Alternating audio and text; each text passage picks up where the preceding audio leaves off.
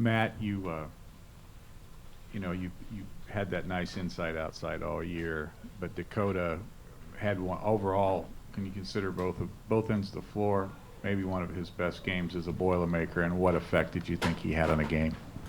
Well, obviously, that surge we made in the first half, he was a big part of it with the shots that he was making. And, anytime, we can get somebody to complement our size, with outside shooting, it just helps us have a good balance. And, we got the game in a really good position, with about 3-4 minutes to go in the first half. Then Indiana closed out the half. And, I think cut it to 8 on that last shot by Green. But the surge that we made, he was a big part of that. And we just missed some threes and had a couple breakdowns there at the end, or we could have been in a pretty good position at halftime. Just the way that you sort of re-emphasized the post in the second half, getting the ball inside and the foul trouble that it caused, how did that change again? Right. Well, that's what we wanted to keep going inside to Swanigan and, hopefully Haas, but obviously, he couldn't stay in the game long enough, with the calls that were made out there. I mean, both teams, suffered from, foul trouble and Haas being out and then Bryant being out and then obviously Davis, being out in the game. But we just wanted to keep getting the ball inside. When we were getting the ball inside, whether we were driving the ball or posting up, good things were happening for us. Matt, can you just put this in perspective, what it means to win the Big Ten championship on your home court against IU on senior night? Well, a lot of, good things, at once. For us, it was kind of, being able to start over a little bit when you're at a place, for a period of time. And we went to 6 straight NCAA tournaments, and then we struggled for a couple years, and we're in last place in our league. To be able to push forward 3 years later and, win the league and really do it like I talked about out there with that junior class, with P.J. Thompson and Dakota Mathias and Vince Edwards and Isaac Haas. And obviously, we added some pieces, and obviously Swanigan, has been the best player in our league. But it really started, with those guys and just trying to bring people into our program that are about winning and trying to get a more skilled guy. I think that's where we really suffered. Klein and Dakota Mathias have really improved on the defensive end, and we've been able to make some strides in that area, and Mathias especially.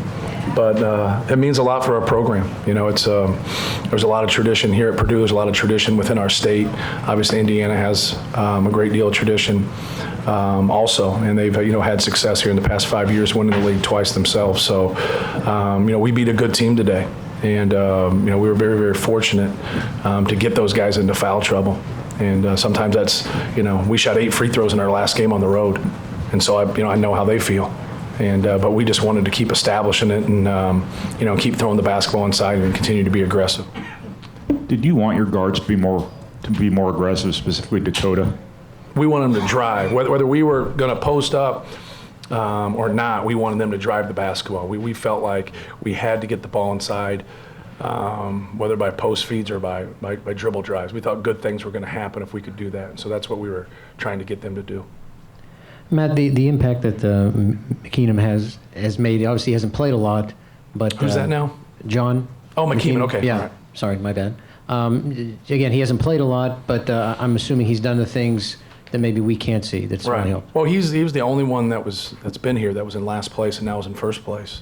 And he doesn't play for us, but that's why when we added him, he does everything right. Education's important, school's important. He works on his game. He's always in the gym.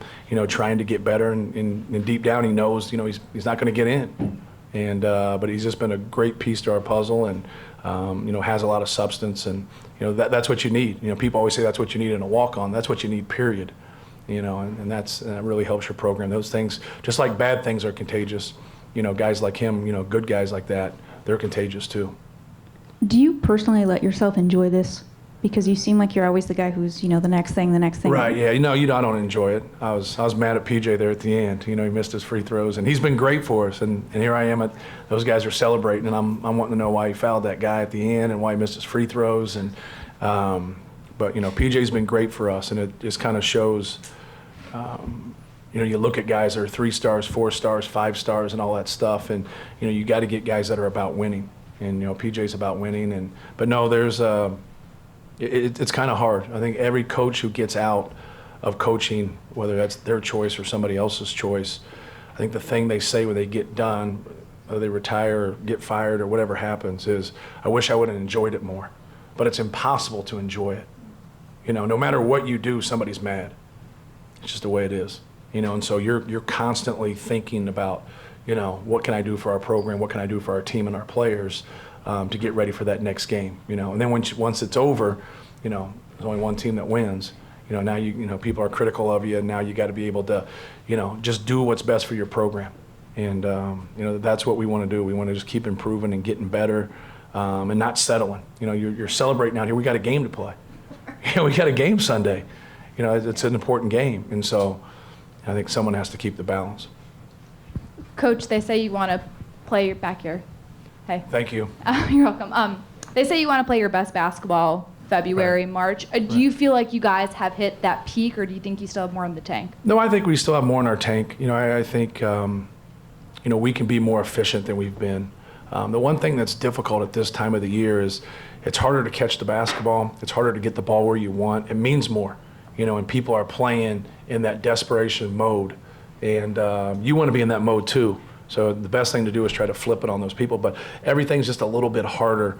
But, you know, I think we can be better on the defensive end. We gave up a lot of points today. You know, we haven't been the best the two previous games on the defensive end. So that's what I'd like to see, you know, us improve. As long as we're not turning the ball over, I think we give ourselves a chance, you know, just because we have a good balance. Coach, right next to you in the back. Hey. It seems like the national trend has been that people care more about the conference tournaments, I guess, Right. rather than the regular season. Yeah. Why to you does the Big Ten regular season title still hold some water, hold some weight? Yeah, well, I think you're going to, you know, it's not your dad's Big Ten. You know, people are going to dismiss it a little bit because we have different schedules. You know, we play 5 people twice and 8 people once, and everybody's different in that regard. So people will dissect it. You know, how strong was their? It seems crazy to me that they say that you got to compare people's conference schedule, you know, and their strength, you know, because in your mind everybody plays the same teams, and that's not true. So, no, it is. You know, when you play 18 games and you end up, you know, winning your league, it's not 3 games, or it's not getting into the tournament. And, you know, we've seen on neutral courts how a lot of crazy things happen where, you know, the best team doesn't win. You know, when you get into baseball, you get into something, NBA playoffs, where you have a series, a lot of times that doesn't hold water as much, you know, but in this situation, that's what we have as a body of work is 18 games. So I think as coaches, you have more pride in that, but that doesn't transition into the NCAA tournament, which is the big deal. And so when that conference tournament comes, you know, that's our transition into the NCAA tournament, and I think that's why it gets more attention, and it's more excitement. It's more excitement. You're going to see more upsets. You're going to see more things happen when you get onto a neutral court.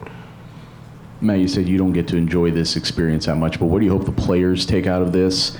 Either the celebration of tonight or just, I guess, Right. the achievement of it? Well, just the reward of it. You know, they should. You know, they're the ones that play.